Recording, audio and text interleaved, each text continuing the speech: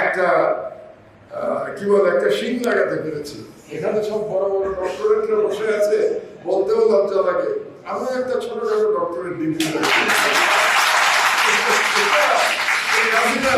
আমাকে বাংলাদেশ থেকে যেতে বাধ্য না করলে এই বুড়ো বয়সে এই শিংটা গজাতো না। আমি এলিট মিডিয়ায় লেখা হবে, আমরা সেই বৃত্ত ভেঙে দিয়েছি। আমরা কাহিনী বর্ণনা করেছি। আমরা ৪৩ দিন ধরে প্রত্যেকটা শহীদের কাহিনী বর্ণনা করেছি ব্যাংকে। এবং আমি একটু আগে আপনাকে বললাম, এখন আমরা এই জুলাই বিপ্লবে যেসব ইউনিভার্সিটির বিরোচিত ভূমিকা ছিল তাদের কাহিনী আমরা বর্ণনা করছি। এবং আমি শুরু করতে চাই জাহাঙ্গীরনগর ইউনিভার্সিটি। আমাদের একজন প্রতিনিধি আছে তোমাদের এখানে, তোমরা তাকে চেনো।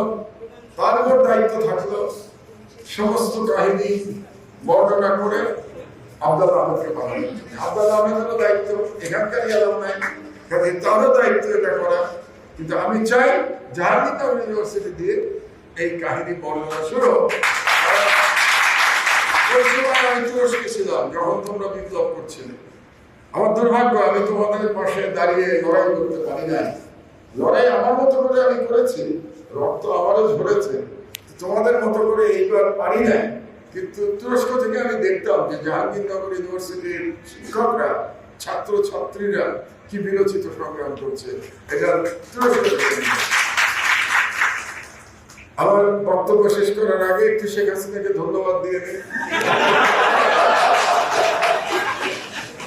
এক নম্বর ধন্যবাদ, শেখ হাসিনা আমাকে সম্পাদক বানিয়েছে। শেখ হাসিনা আমাকে এই মাহমুদুর রহমান করেছে। আমিও তো আধা এলিট মাহমুদুর রহমান ছিলাম। প্রাইভেট কোম্পানিতে চাকরি করতাম, বড় বড় সিরামিক ইন্ডাস্ট্রি বানিয়েছি। নিজের টাকা পয়সা না থাকলেও ধনবানদের, বিত্তবানদের আশেপাশে দেখেছি, তাদেরকে দেখেছি। আমিও এলিট হয়ে যেতে পারতাম। সেই এলিট মাহমুদুর রহমানকে সাধারণ মাহমুদুর রহমানকে পরিণত করেছে শেখ হাসিনা। দুই নম্বর ধন্যবাদ, একটা বুড়ো বয়সে লেখাপড়া করার একটা সুযোগ করে দিয়েছে। আমি বুড়ো বয়সে এই কি বলে নির্বাসনে থাকাকালে একটা কি বলে একটা শিং লাগাতে পেরেছি। এখানে সব বড় বড় ডক্টরেটরা বসে আছে, বলতেও লজ্জা লাগে আমি একটা ছোটখাটো ডক্টরেট ডিগ্রি